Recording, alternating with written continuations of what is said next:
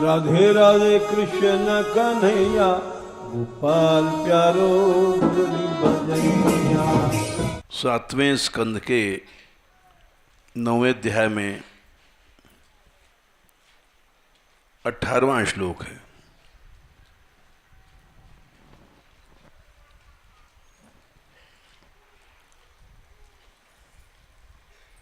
इसी श्लोक को हम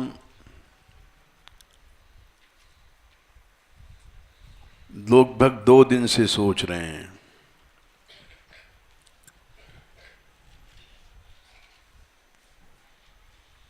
क्योंकि इसके अनेक उदाहरण अब तक 60 साल में आए, इसलिए आए कि ये हमारा अनुभव बन गया।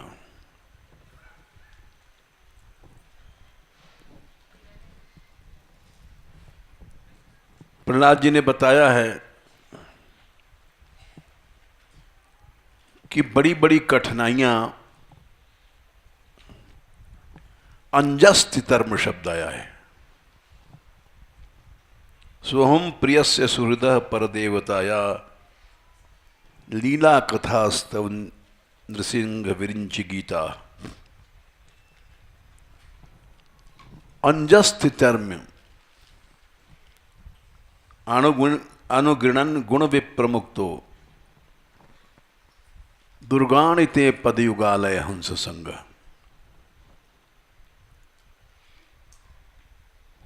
गुण कथाओं को, लीला कथाओं को मैं गाता हूं,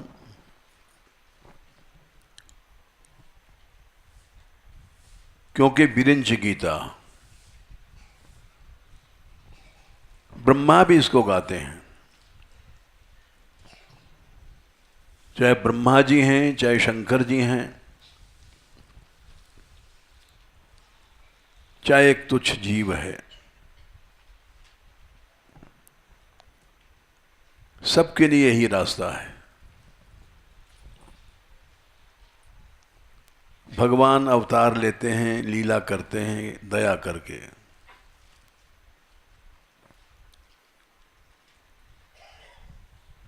और सिर्फ इसलिए कि वे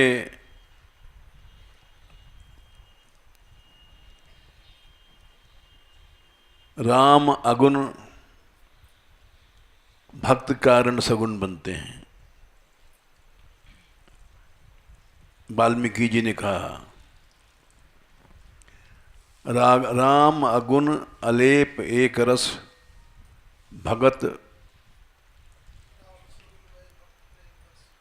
हाँ, राम सगुन भय भगत प्रेम बस। 219 ठीक है।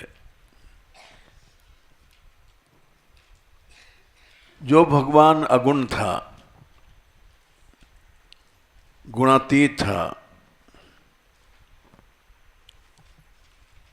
निर्लेप था, तो सब उल्टा हो गया।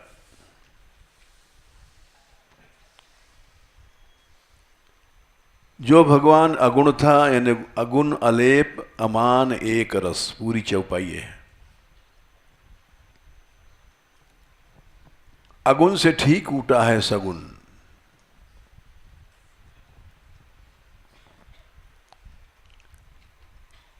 अलेप से ठीक उल्टा है भक्त के प्रेम वश होना।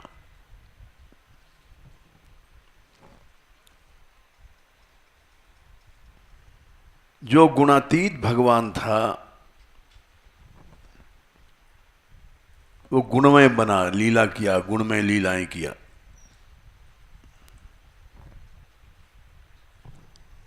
जो भगवान अलेप था, निर्लिप्त था, कहीं इसकी आसक्ति नहीं थी, निर्लेप सर्वतंत्र स्वतंत्र था। वो भक्त के प्रेम वश माने उसके अधीन हो गया।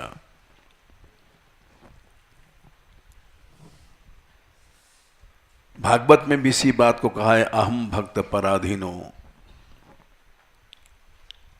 यस स्वतंत्री बद्विज।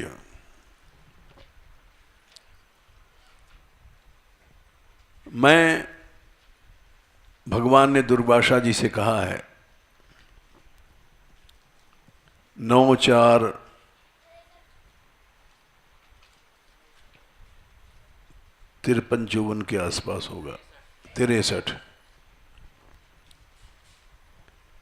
दुर्वासा जी, मैं स्वतंत्र भगवान नहीं रहा, मैं क्या करूं, मैं तुम्हें क्षमा नहीं कर सकता।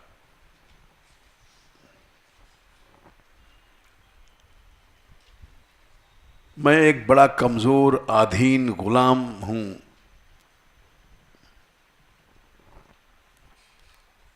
पराधीन हूं, अस्वतंत्र हूं। स्वतंत्रता तो है ही नहीं मुझ में, सर्वशक्तिमान होने पर भी।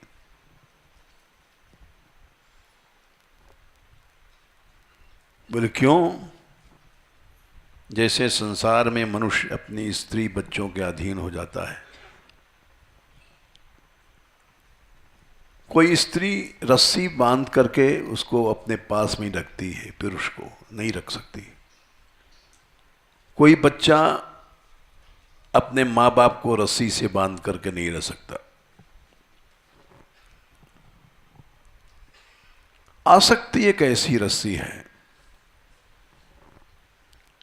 जीव मात्र इसके अधीन है। हर प्राणी अधीन है, बिका हुआ है, गुलाम है, सारा जीवन नष्ट कर देता है। आसक्ति नहीं छोड़ सकता। आसक्ति मरने के बाद भी नहीं छूटती है। चिता पे जल जाओगे, शरीर जल जाएगा, आसक्ति नहीं जलेगी। अजर पाश है। ये भगवान कपिल देव ने कहा 3/25-20 के आसपास।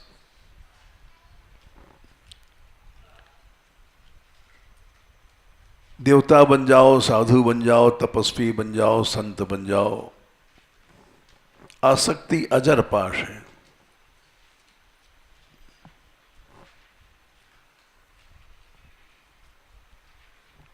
मैं सब जानते हैं, निर्लेप हूं, निरंजन हूं, ब्रह्म हूं, भगवान हूं, लेकिन फिर भी वश में हूं, अधीन हूं, भक्तों के अधीन हूं, क्योंकि अस्वतंत्र इव द्विज। साधुवीर ग्रस्त हृदय, हमारा हृदय साधुओं ने, भक्तों ने जकड़ लिया है, जैसे हम लोगों का हृदय जकड़ लेती ही वासनाएं।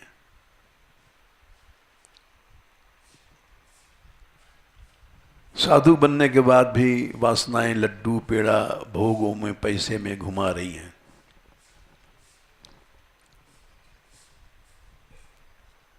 ये नहीं छूटती हैं। यहां भी प्रेम नहीं है, राग द्वेष है, कहीं थोड़ा है, कहीं ज्यादा है, हर जगह राग द्वेष है। कोई भी प्राणी नहीं बचा है। थोड़ा सा है चाहे ज्यादा है, ज्यादा होने में लड़ता है, थोड़े होने में कुढ़ता है, उपेक्षा करता है, उदासीन हो जाता है, अनादर होता है। ये द्वेष की 4 कड़ियां हैं।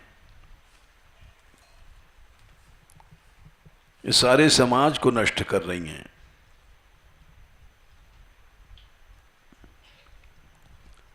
और हर आदमी ये कहता है कि हमारा द्वेष नहीं है किसी से।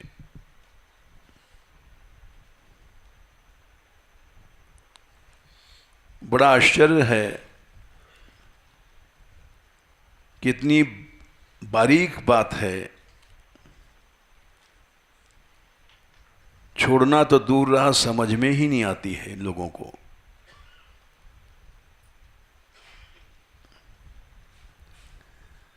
अभी प्रसाद बांटने को दे दो किसी को, वो शक्ल देख देख के बांटता है, किसी को ज़्यादा देगा, किसी को कम देगा, अपने प्रिय को ज़्यादा देगा।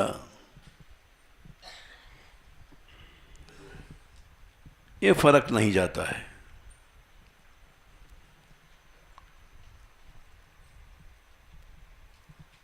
भगवान ने स्वयं कहा है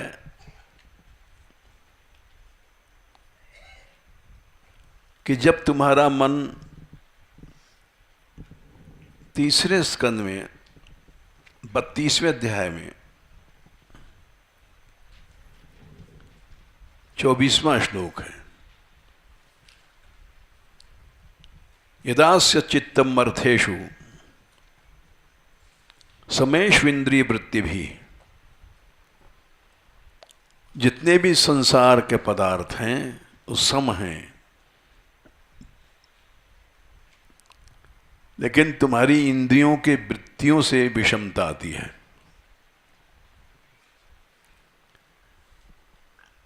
किसी को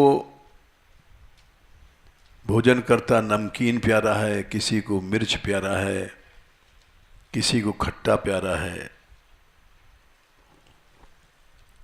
एक साथ 50 आदमी भोजन कर रहे हैं, सबकी अलग अलग रुचि, विषमताएं हैं।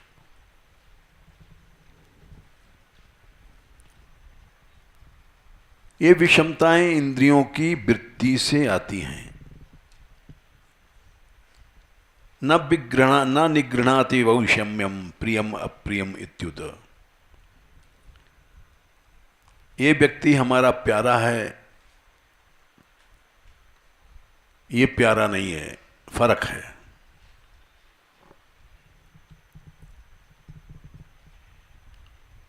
तो इसलिए चित्त की विषमता नहीं जाती है।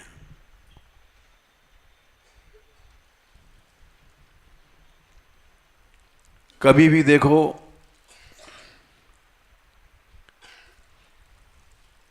प्रसाद बांटने वाले को देखो, किसी भी बांटने वाले को देखो, विषमता दिखाई पड़ेगी।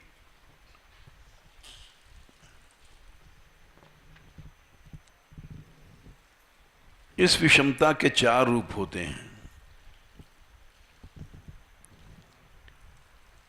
ये उपासना को नष्ट कर देती है विषमता।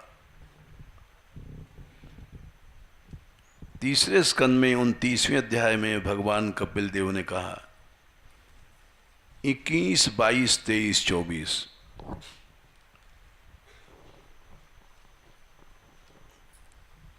विषमताएं 4 रूप धारण करती हैं। ये द्वेष विषमता है,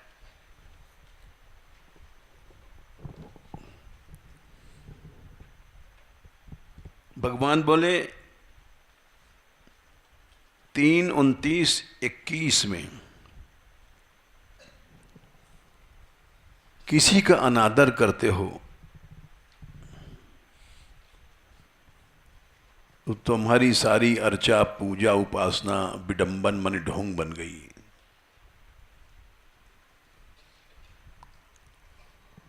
आज यही हो रहा है। वृंदावन चले जाओ, कहीं चले जाओ, घर घर मंदिर हैं, घर घर उपासना हो रही है, लेकिन कहीं कोई चमत्कार नहीं है, जैसे भक्तमाल में चमत्कार होता था।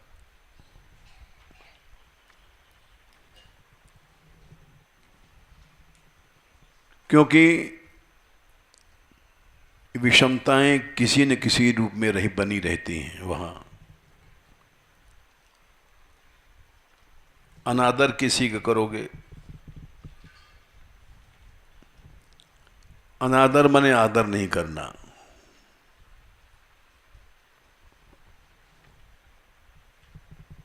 दूसरा है उपेक्षा। यो माम सर्वेषु भूतेषु स्वंतम आत्मानम ईश्वरम हित्वा, मैंने उपेक्षा कर दिया। हित्वार्चाम भजते मौढ़्यात भस्मन्येव जुहोति स। सारा तुम्हारा भजन भस्म में जैसे यज्ञ किया, राख में घी छोड़ दिया, सब बेकार हो गया।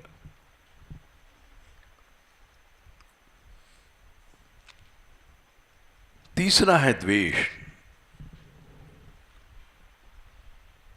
22वां श्लोक। द्विषतः परकाय माम मानिनो भिन्न दर्शिना भूतेषु बद्ध वैरस्य न मनः शांति मृच्छति। और चौथा है अपमान। बहुत पूजा हो रही, उच्चावचैर द्रव्यैः क्रियोत्पन्नयो अनघे। कहीं 56 भोग लग रहा है, कहीं 50 लाख का भोग लग रहा है।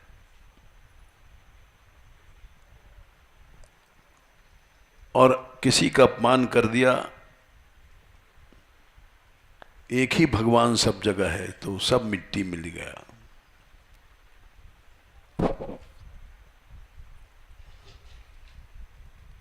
इस तरह से हम 2 दिन से सोच रहे थे इसी श्लोक को। हमको 60 साल से अधिक हो गए यहां। जाने कितने लोग आए यहां, रहे चले गए, रहे चले गए।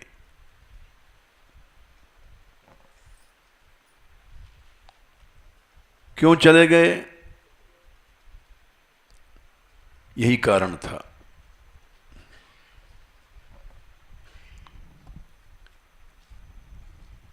भगवान भक्त के काम को, क्रोध को सब सह लेता है, लोभ को भी सह लेता है।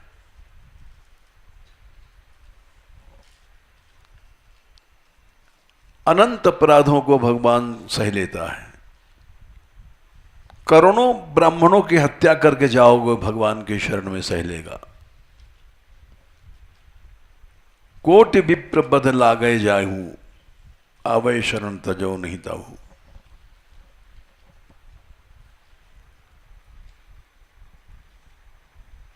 चोरी, जारी, गुंडागिरी सब सहता है, लेकिन एक बात नहीं सहता।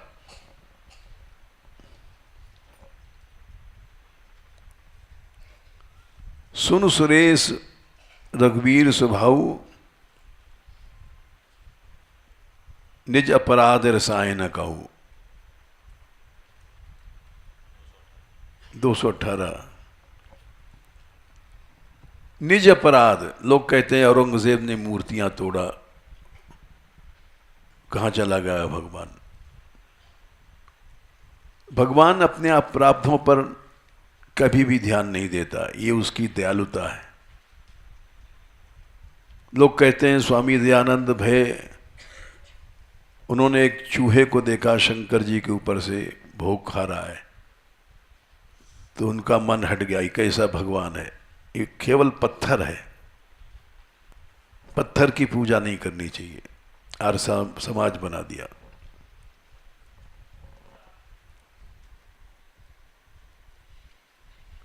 यदि वो सोचते कि भगवान की दया देखो, छोटे से प्राणी चूहे को भी खाने दे रहे हैं, ये दया है।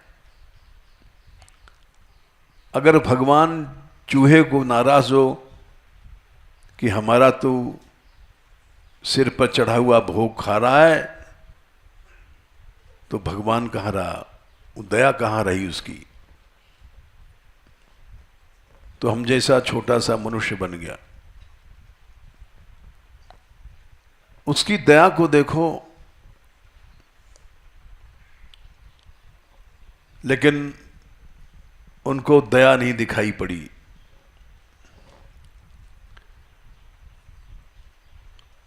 उसमें उन्होंने दोष देखा। और मैं निंदा नहीं कर रहा हूं, लेकिन कहना पड़ता है, उनको विष दिया गया था स्वामी जी को,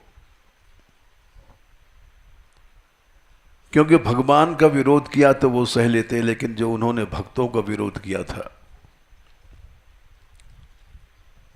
वो नहीं सह पाए भगवान।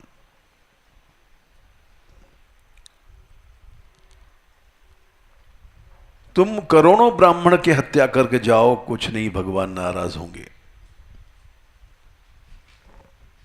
शरण दे देंगे। लेकिन अगर किसी भक्त का द्रोह करोगे तो नहीं क्षमा होगा। जे अपराध भक्त कर करही, राम रोष पावक तेज रही।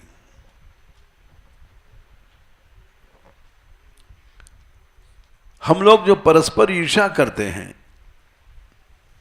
बस इसी से भगवान की संपूर्ण कृपा नहीं है।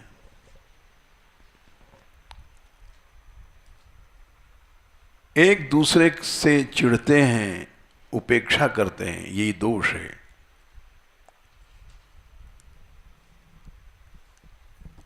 हमने देखा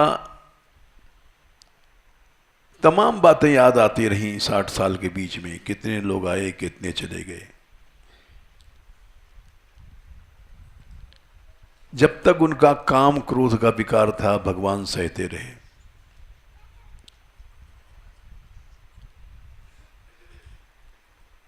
लेकिन जिस समय उन्होंने भक्तों से द्वेष किया तो चले गए।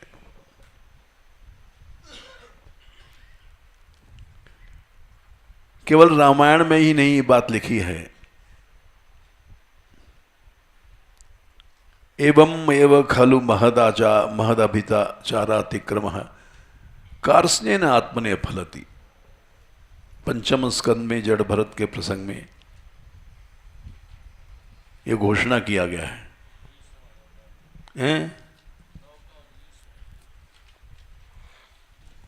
अध्याय 9 5-9-19। पूरी तौर से तुम्हारे ऊपर वो फलेगा, 1% भी क्षमा नहीं होगी। चाहे तुम माला करो, चाहे तुम कितनी सेवा करो।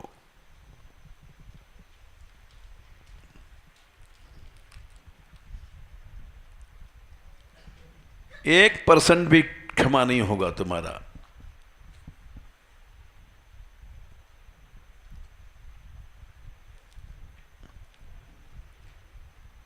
तुम्हारी क्या चलाई? यदि तुम देवता हो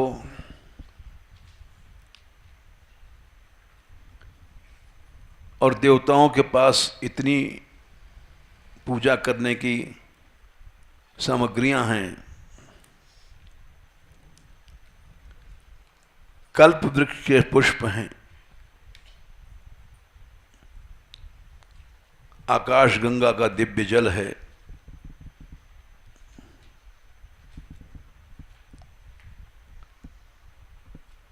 अष्ट दिव्य गंध हैं जो पृथ्वी पर नहीं हैं।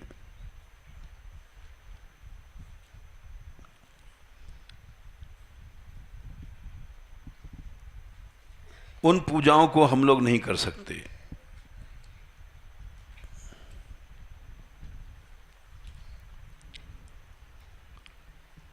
और भगवान उन पूजाओं से प्रसन्न भी नहीं होते।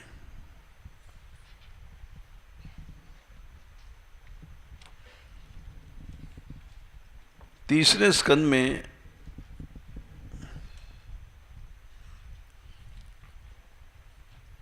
संख्या याद नहीं रहती, श्लोक तो याद है,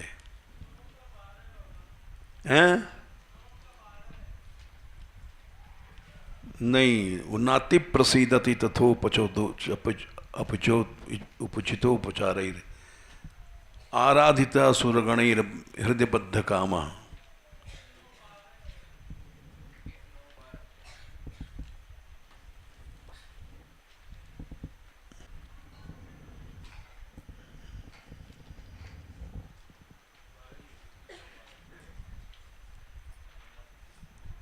भगवान प्रसन्न नहीं होते हैं।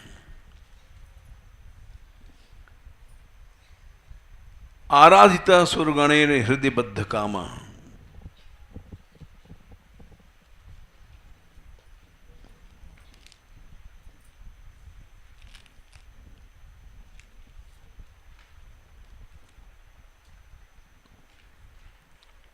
जितना कि सर्वभूत दया, हाँ ठीक है, सब प्राणियों पे समान दया करना।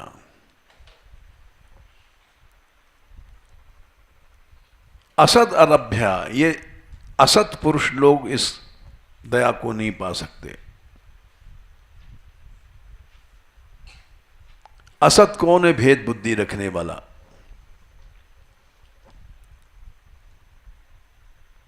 जैसे संसार में गृहस्थी लोग होते हैं, ये हमारा घर है, ये हमारा परिवार है, बस इसी भेद में सारा संसार डूब रहा है, सारा संसार डूब रहा है। मैं और मोर तोर ते माया, जी बस कीने जीव निकाया। निकाय माने समुदाय, अनंत जीव इसी में डूबे हुए हैं। कुत्ता, बिल्ली, गधा, चींटा, चींटी, मक्खी, मच्छर, देवता, ब्रह्मा तक।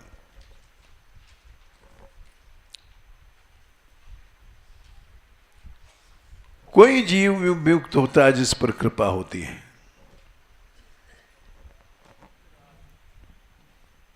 कृपा का ही एक लक्षण है। येषाम सैव भगवान दयेदनन्तः, दूसरे स्कंद में शायद 7वें अध्याय में श्लोक आता है, हैं?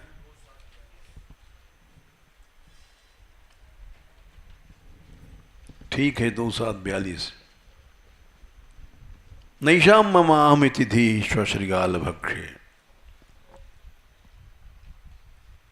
ममाहम ये बुद्धि नहीं होती है उनमें। एक कहावत है, अंधा बाटे रेवड़ी फिर अपने हाथ।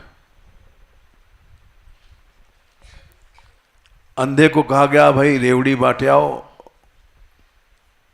तो उठा, एक हाथ से के दूसरे हाथ पे देता है, अपने हाथ में देता है।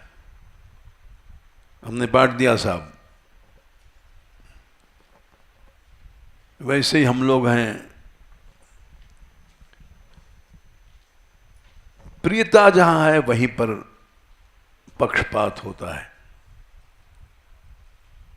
विषमता आ जाती है।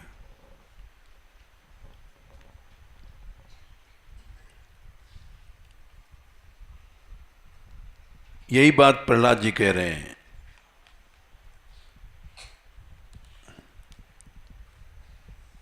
यह बड़ा कठिन है। प्रहलाद जी ने कहा है इसी 18वें श्लोक में, 7, 9, 18 में,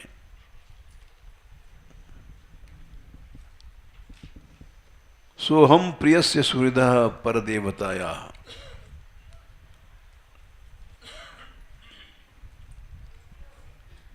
मेरे भीतर जो कुछ है, चमत्कार है, उसका कारण क्या है? अहम शब्द कहा गया, मैं। ऐसा कहना नहीं चाहिए लेकिन कह रहे हैं। इसलिए नहीं कह रहे हैं कि अपनी तारीफ के लिए। हर आदमी ऐसा बन जाए।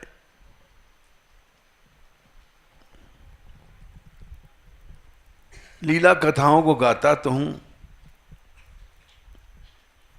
और अंजस तितरमी, बड़ी बड़ी कठिनाइयों को अंजह माने आराम से, पता नहीं पड़ता हमको, तितरमी पार हो जाता हूं। क्या कोई कवच पाठ करते हो या मंत्र जाप करते हो? कुछ नहीं, अनुग्रहण भगवान की लीलाओं का कवच पवच से कोई मतलब नहीं है। भगवान ने लीला किया जो उनको गाओ, लेकिन गुण भी प्रमुक्त होकर के गाओ। गुणधर्म क्या है? राग द्वेष।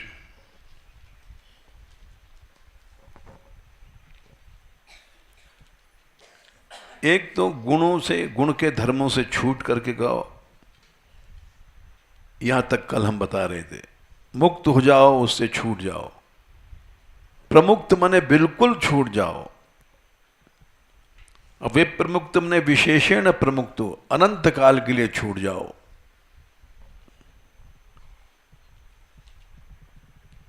तब देखेंगे कठिनाइयां क्या हैं तुम्हारे सामने।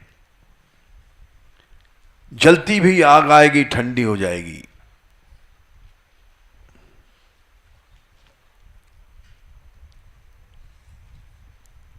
प्रहलाद जी को चिता पर रखा गया था, प्रज्वलित अग्नि,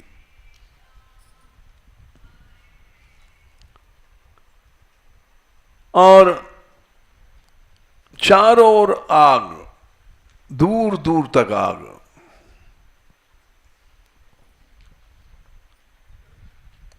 और भीतर कीर्तन कर रहे हैं।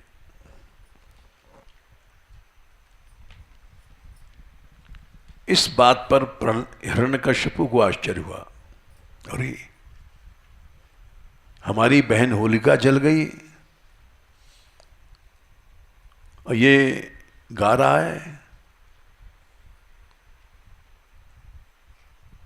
तो ठीक उसी समय आग पर बैठे हैं प्रहलाद जी, चारों ओर जल रहे हैं, और हिरण्यकश्यपु पूछता है, प्रहलाद तू गा रहा है, आनंद में गा रहा है,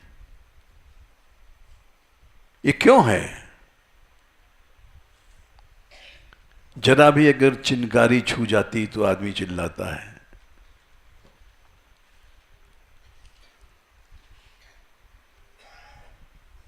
चारों ओर आग है और हवाएं चल रही हैं हिरण्यकश्यप के आवेश से, आज्ञा से। तो प्रहलाद बोलते हैं, पिताजी मैं आग पर कहां बैठा हूं?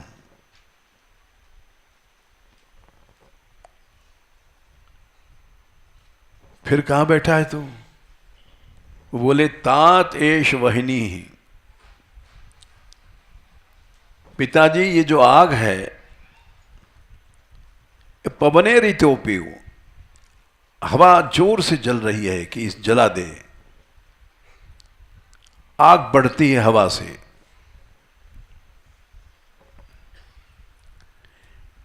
एक बार यात्रा माटगांव में पहुंची थी, बहुत पुरानी बात है। तो माटगांव में पड़ाव नहीं डाला गया था, हमें याद है। गांव में आग लग गई थी। यात्रा निकल रही थी तो हम देख रहे थे सड़क से कि बड़े बड़े लोग जल रहे हैं, घर घर जल रहे हैं। क्योंकि किसी एक जगह आग लग गई थी तो आंधी चली थी, उससे सारे गांव में आग फैल गई। तो यात्रा का पड़ाव नहीं डाला गया। चलो भाई, यहां बड़ा कष्ट है, यहां भोजन वोजन करना ठीक नहीं है।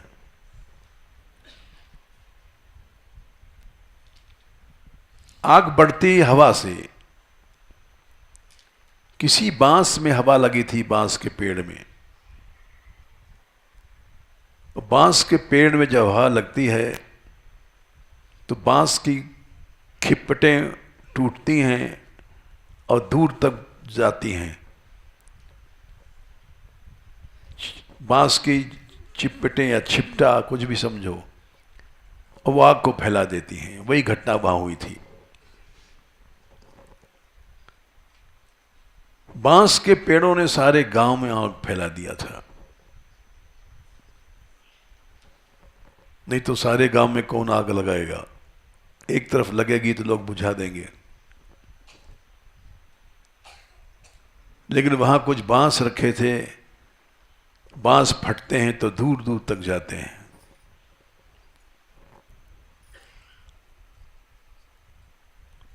तो हवा चल गई थी उस समय ऐसी भयानक कि सारे गांव में आग फैल गई।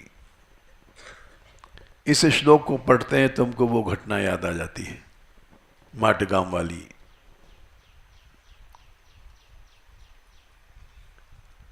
और प्रहलाद जी कहते हैं, ये जो हवा चल रही है हमको जलाने के लिए,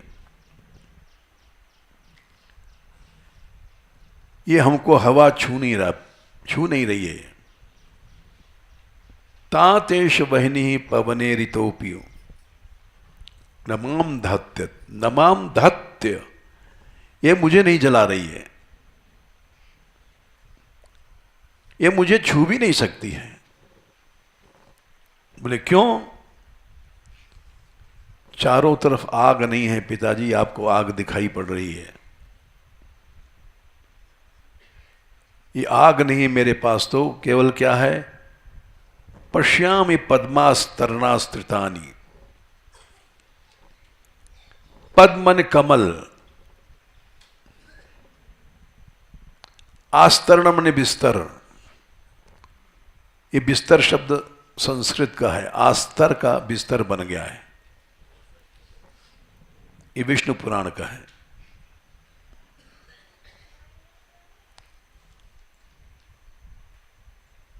कमल के बिस्तरों पे आस्त्रित मने जो बिछाए गए हमारे लिए, शैया बनाई गई है।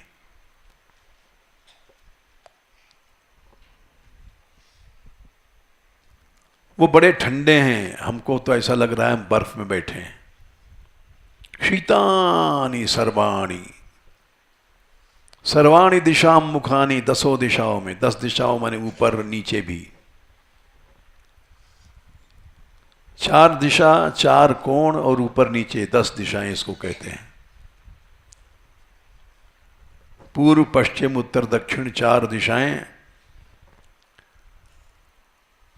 और 4 उनके कोण, अग्नि कोण, नैऋत्य कोण, ईशान कोण, वायव्य कोण, 4 4 8। अग्नि, नैऋत्य, ईशान, वायव्य। और ऊपर के एक दिशा आकाश, नीचे की पाताल। 10 दिशाओं में हमारे लिए आग नहीं है, जबकि आप कह रहे हैं कि 10 दिशाओं में आग है। 10 दिशाओं में हमारे लिए कमल का छत्र लगा हुआ है, ऊपर भी आकाश में, नीचे भी, दक्षिण में, पश्चिम में, उत्तर में।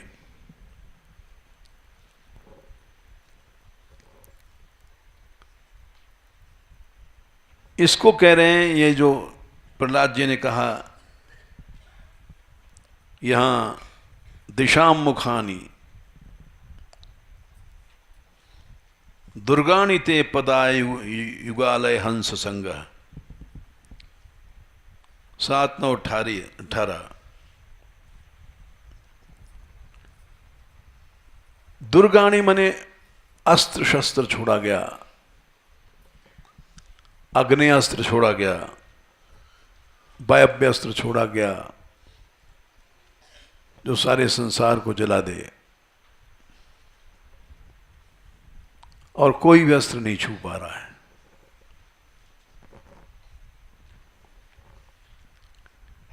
क्यों? कि एक तो मैं गुण विप्रमुक्त हूं, दूसरा भक्तों का संग है। पदयुगालय हंस संग। पदयुगालय माने हंस, भक्त। पदयुगालय हंस माने भक्त। और यही अपराध भक्त लोग करते हैं, भक्तापराध।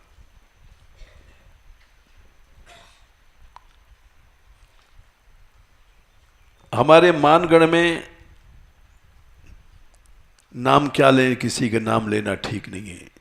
जाने कितने अच्छे अच्छे आदमी आए चले गए। क्यों चले गए? यही 4 चीजें थी। विषमता में अनादर करते थे, उपेक्षा करते थे, द्वेष करते थे, या अपमान कर देते थे। ये 4 चीजें अगर हम नहीं करें तो उपासना सिद्ध हो जाएगी।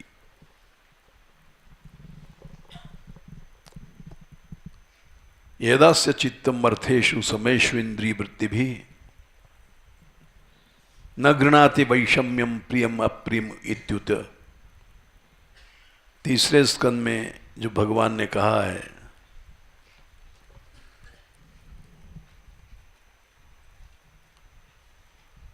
उन 30वें अध्याय में नहीं,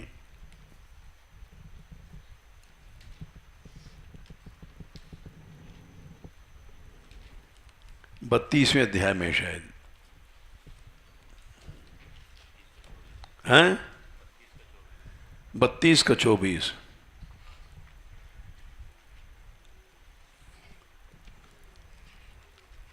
ये प्यारा है ये आदमी ये प्यारा नहीं है। ये जो गुटबंदी हम बना देते हैं,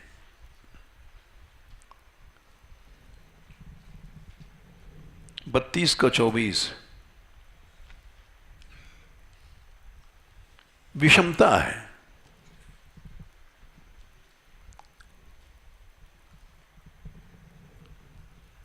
ये लोग हमारे प्यारे हैं, ये हमारे प्यारे नहीं हैं। किसी समाज में घुस को देख लो, साधु समाज में, ब्राह्मण समाज में, भक्त समाज में, ये गुटबंदी तुमको मिलेगी। कहीं भी घुस करके देख लो,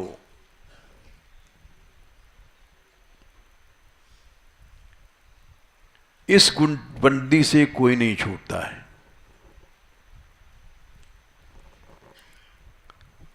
रामायण देखो, भागवत देखो, गीता देखो, गीता का एक श्लोक भी अगर जीवन में आ जाए तो भगवान मिल जाएंगे। भक्त के लक्षण भगवान कहते हैं 12वें अध्याय में, अद्वेष्टा सर्वभूतानां मैत्रः करुण एव च निर्ममो निरहंकारः 12 का 13 सम दुख सुख क्षमी। अब एक श्लोक अगर जीवन में आ जाए तो उपासना सिद्ध हो जाए, लेकिन नहीं आएगा, नहीं आएगा, नहीं आएगा। विषमता में ही जीवन गया, विषमता में ही जाएगा।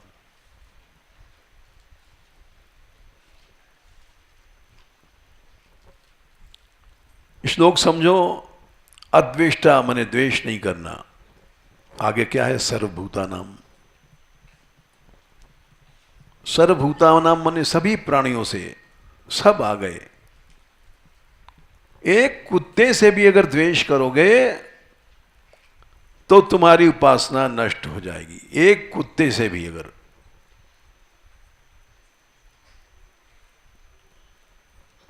साक्षात भगवान भी सामने होंगे तो तुमको क्षमा नहीं करेंगे।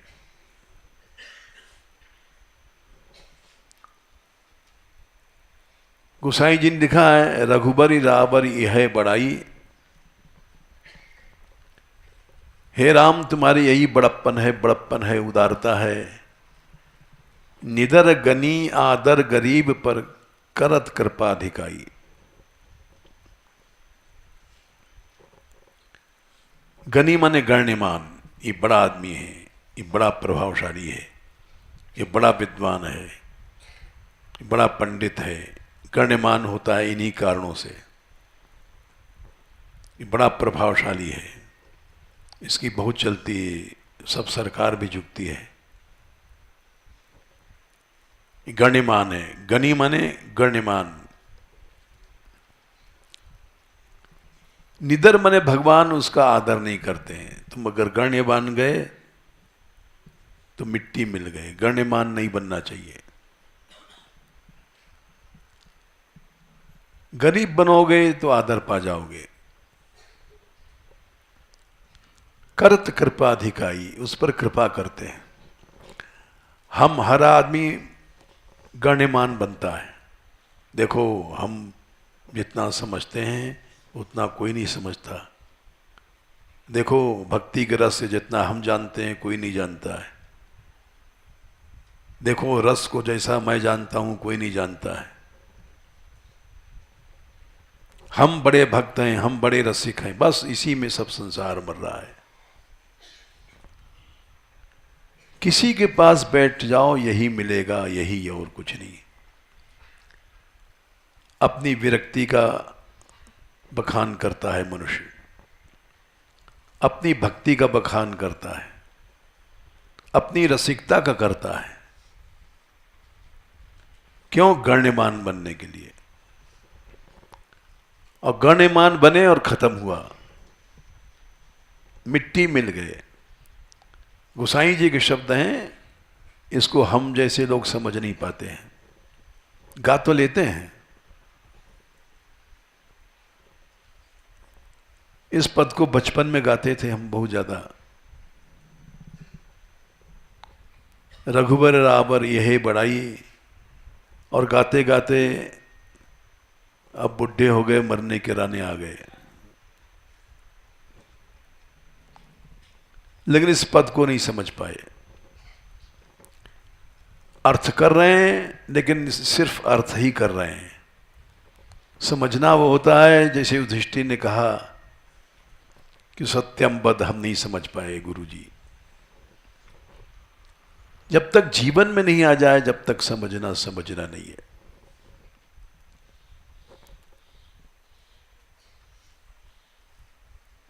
कौरव पांडव एक साथ पढ़ते थे, लंबी कथा है। पहले दिन का पाठ था सत्यम वद धर्मम चर स्वाध्यायान मा प्रमद। पहला पाठ है वेदानुशासनम का।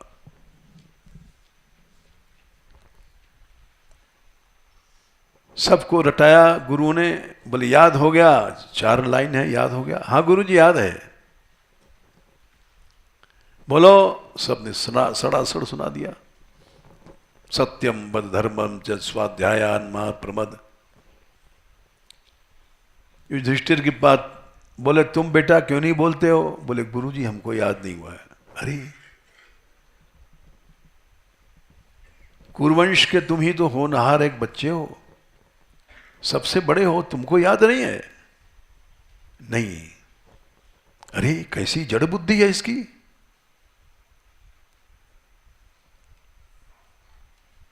दूसरे दिन फिर पूछे, बोले याद हुआ? बोले नहीं। अरे एकदम क्या जड़ है। भीष्म पितामह के पास ले गए, ये लड़का जड़ है, कुछ नहीं बनेगा। दादाजी ने बुलाया गोद में, बेटा ये 4 लाइनें हैं, तुमको याद नहीं भाई? तो युधिष्ठिर जी बोले, दादाजी ये 4 लाइन याद तो उसी समय हो गई थी जब इन्होंने कहा था, लेकिन याद नहीं है, हमारी क्रिया में नहीं था। सत्य क्या है? सत्य सोचो, सत्य कहो, सत्य करो।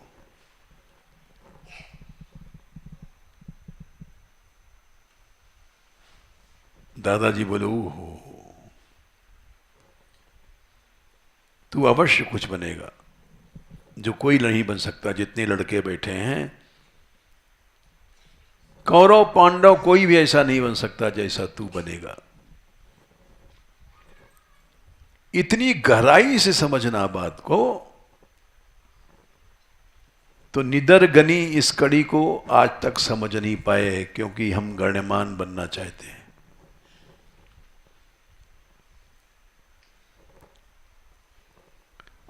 इसलिए मैंने कहा मैं झूठ नहीं कहता हूं।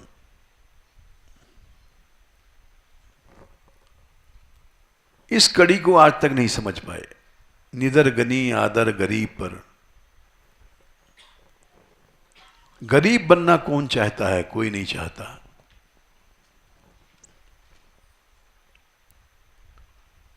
चाहे साधु हो, चाहे संत हो, चाहे महंत हो, चाहे मंडलेश्वर हो, चाहे जगतगुरु हो, गरीब बनना कोई नहीं चाहता। और उसी पर कृपा होती, करत कृपा अधिकाई।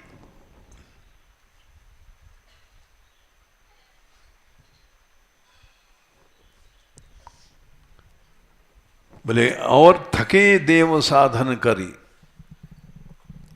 ब्रह्मा शंकर आदि तपस्या करके थक गए, भगवान साक्षात दिखाई नहीं पड़ते। साक्षात नहीं, सपने वो नहीं देते दिखाई, सपने में भी नहीं दिखाई पड़ते। और हम लोग जरा जरा से आदमी मक्खी मच्छर की तरह अनुभव बताते हैं। देखो हम ना अनुभव सुनाते हैं, हमको ऐसा सपना हुआ, ऐसा आदेश हुआ प्रभु का, श्री जी का। ये क्या है? ये केवल 100% दम्भ है, भगवान से विमुखता है, जो हम जैसे लोगों में ही ज्यादा है।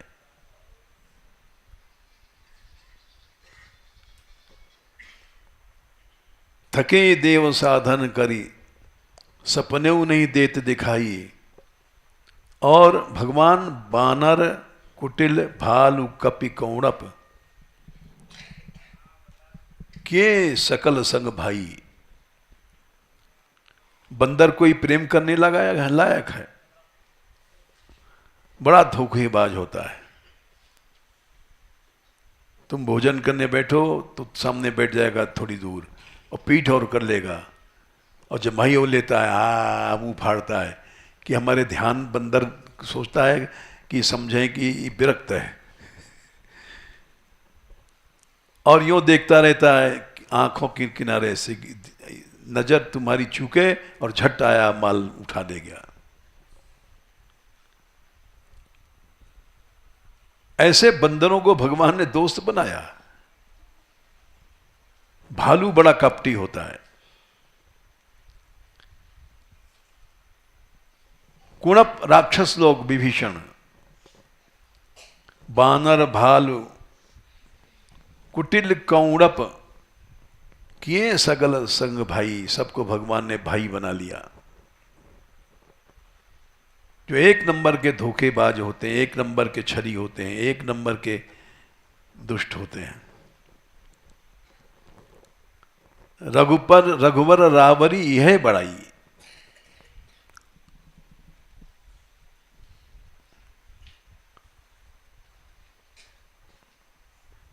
अरे बोले महर्षि बन जाओ, बोले बड़े महर्षि के बाप बन जाओ।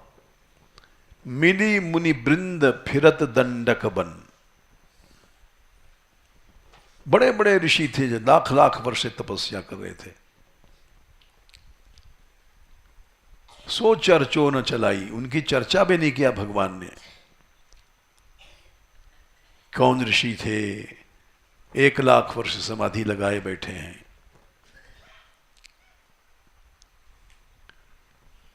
चर्चा किया बारंबार गीध शबरी की। एक नीच स्त्री, नीच जाति की शबरी, बरनत प्रीत सुहाई। क्यों?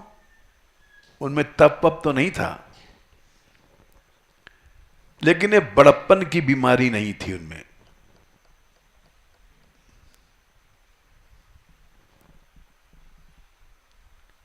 गरीब बनना चाहते थे, बस इसी बात पर भगवान रीझ गए। हम लोग साधु बनकर के भी सोचते हैं ऐसी कथा कहें कि 10,000 आदमी, 1,00,000 आदमी सुने, चैनल पर नाम आ जाए, दुनिया में सब जान जाएं। क्यों गरीब नहीं बनना चाहते? साधु बन गए हैं लेकिन बड़ा बनने के लिए।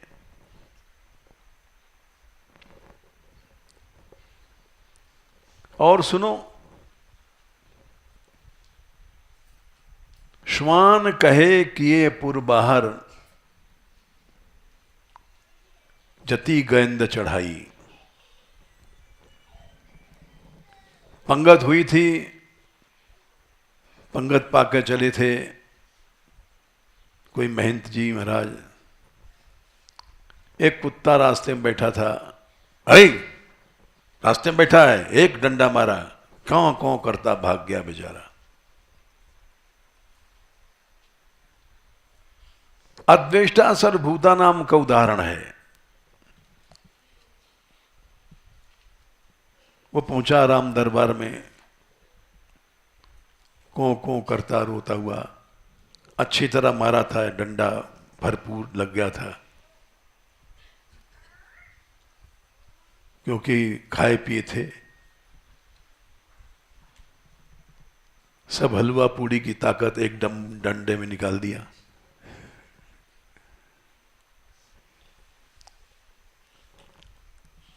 राम जी ने पूछा, भाई क्यों रो रहा है जीव बेचारा, इसे पूछो। तो बड़े बड़े ऋषियों ने पूछा, भाई क्यों रो रहा है? तो उन लोगों ने बताया, इसको बिना मतलब पीटा गया। किसने पीटा है? बोले एक महंत जी ने पीटा है। वो बड़े भारी महंत हैं, जति हैं, विरक्त सन्यासी हैं। अच्छा, तो उनको हाथी दे दो, ये तो महाराज इनाम है। नहीं, हाथी दे करके उनको यहां से विदा कर दो। राम राज्य में रहने के अधिकारी नहीं है। लोग पहुंचे, महेंद्र जी आपको हाथी मिली है, वो खुश हो गए, वाह, हम लोगों को कार मिल जाए तो हम खुश हो जाएंगे, अब हाथी माथी तो नहीं है। हाथी को दे दी कर बैठाल दिया और उनको निकाल दिया। जति गेंद चढ़ाई, गेंद माने हाथी। हम लोग सिंहासन चाहते हैं, सिंहासन मिल गया। क्योंकि वो बीमारी जो बड़ेपन की है वो छूटती नहीं है।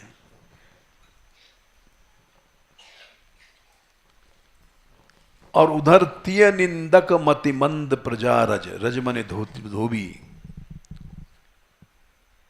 सीता जी की बुराई क्या था? मतिमंद बुद्धि होने से उसको नहीं निकाला।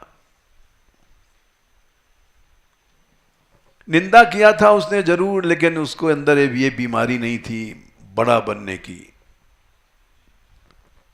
भोलेपन में निंदा हो जाती है। भोलेपन की बात हम आपको छोटी सी सुना देते हैं। हम जब आए थे शुरू में तो सांकरी घोर में रासलीला होती थी रोज, तो हम भी चले गए थे देखने। तो वहां श्री जी मान कर रही थी और ठाकुर जी मना रहे थे। तो हमारे पास एक ब्रजवासी बैठा, वो उसके बैठने का स्वाफी बांध करके पांव में ऐसे और आराम से बैठा था, लीला देख रहा था। ठाकुर जी ने श्री जी के पांव पकड़ा, वाह वाह सब कर रहे थे। तो बोला, अरे भाई, जब महाराजन ने पांव पकड़ी तो हम बार पांव पकड़े, क्या बुरी है? तो हमने उससे पूछा, हमने कहा भाई तू कौन है? क्यों उत्कंठा हो गई? लीला दे करके बेचारा, जब महाराज ने श्री जी के पांव पकड़े तो हम भी अगर अपनी बहू के पांव पकड़े तो क्या बुरा है? तो उसने कहा, बाबा मैं यहां गुजर हूं, यहां को डबारे को। तो ये क्या है? भोलेपन की निंदा है। वैसी निंदा नहीं है जैसे हम लोग पंडित लोग करते हैं, झगड़ा रस के ऊपर, अद्वैत के ऊपर, अद्वैत के ऊपर। तो इसलिए भगवान ब्रजवासियों की निंदा सह लेते हैं। तीन निंदक मतिमंद प्रजारज, निज नए नगर बसाई, उसको नहीं निकाला। क्यों? यही दरबार दीन कुवादर, रीति सदा चली आई, अनादिकाल से रीति है। तुम दीन बनो। तुलसीदास जी कह रहे हैं, दीन दयाल दीन तुलसी की, सुध नहीं काहू कराई। अगर कोई हमको याद दिला देता प्रभु से कि ये एक दीन है तो हमारा काम बन जाता।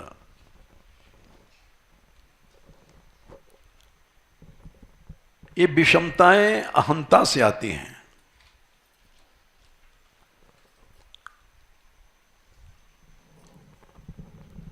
कोई भी मनुष्य भाषण करता है, तृणादपि सुनीचे न, छोटे बनो, तिनका से भी ज्यादा छोटे बनो।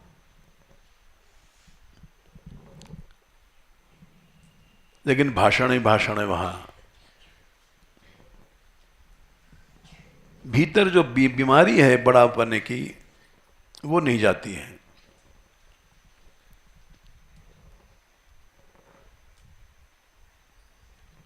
इसलिए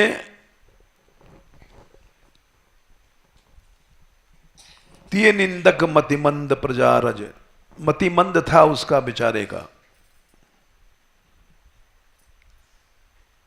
रजक माने धोबी,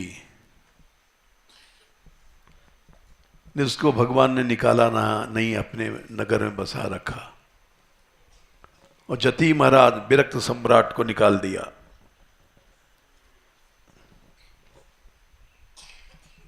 यही बीमारी हम लोगों में है। हम विरक्त हैं, हम साधु हैं, हम विद्वान हैं, हम भक्तराज हैं, हम रसिक राज हैं। जड़ कट गई है भक्ति की, इसलिए चमत्कार कहीं नहीं है। प्रहलाद जी कहते हैं, या उसी श्लोक पर आओ, दुर्गाणिते पद युगालय हंस संग। दुर्गाण माने कठिन परिस्थितियां, आग, पानी, समुद्र, पत्थर, अस्त्र शस्त्र, इन सब पार हम चले जाते हैं। अंजह माने सरलता, सरलता से पार चले जाते हैं।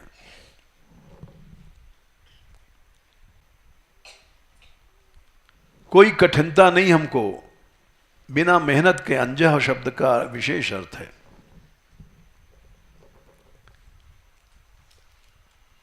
इसको कल बताएंगे, समय हो गया।